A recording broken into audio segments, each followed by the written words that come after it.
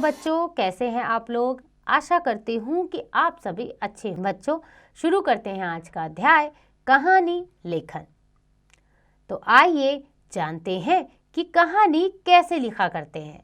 सबसे पहले कहानी है आलसी टिड्डा। एक चींटी और एक टिड्डा पड़ोसी थे। चींटी बहुत परिश्रमी थी, परंतु टिड्डा बहुत आलसी था। चींटी सारा दिन मेहनत करके बरसात के दिनों के लिए अन्न इकट्ठा करके रखती, किंतु टिड्डा कुछ काम न करता। वह सारा दिन नाचता गाता या सोता रहता था। कुछ समय पश्चात बरसात का मौसम आ गया। कई दिनों तक लगातार पानी बरसता रहा। चींटी ने इन दिनों के लिए खाने पीने की सारी व्यवस्था की हुई थी। वह परिवार सहित आनंद मना रही थी, किंतु टिड्डे के पास खाने को कुछ न था। एक दिन टिड्डा भीगता हुआ चींटी के पास आकर बोला, चींटी बहन, मैं 4 दिनों से भूखा हूँ, मुझे थोड़ा सा अन्न दे दो, वर्षा रुकने पर वापस कर दूंगा। यह सुनकर चींटी बोली, मैंने तुम्हें कई बार समझाया था, पर तुमने कुछ नहीं किया। अब भूखे मरो, मैं तुम्हारी कोई मदद नहीं करूंगी। जो आलसी होते हैं, मुसीबत आने पर उनकी यही दशा होती है। टिड्डा अपना सा मुंह लेकर भीगता हुआ वापस चला गया। तो बच्चों, इस कहानी से क्या शिक्षा मिली? आलसी को अंत में पछताना पड़ता है।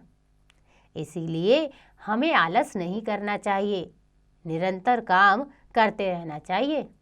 आलस करना एक अच्छी आदत नहीं है। आइए पढ़ते हैं अगली कहानी, जैसे को तैसा। एक हाथी था। वह रोज तालाब पर पानी पीने जाता था। रास्ते में एक दर्जी की दुकान पड़ती थी। दर्जी रोज हाथी को खाने को कुछ न कुछ देता था। एक दिन दर्जी कहीं गया था। दुकान पर उसका लड़का बैठा था।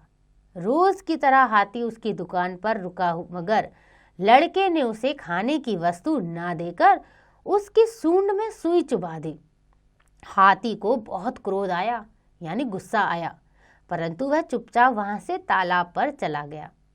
वापस आते समय हाथी ने तालाब से गंदा पानी सूंड में भर लिया और दर्जी की दुकान पर आकर उसे उड़ेल दिया, जिससे दुकान पर रखे सभी कपड़े गंदे हो गए।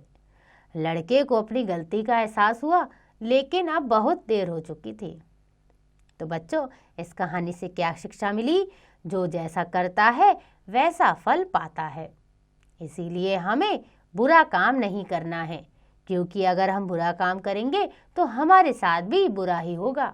इसीलिए अच्छा काम करते रहो। आशा करती हूँ कि आपको यह अध्याय समझ आ गया होगा। इसका अभ्यास आप स्वयं कीजिएगा।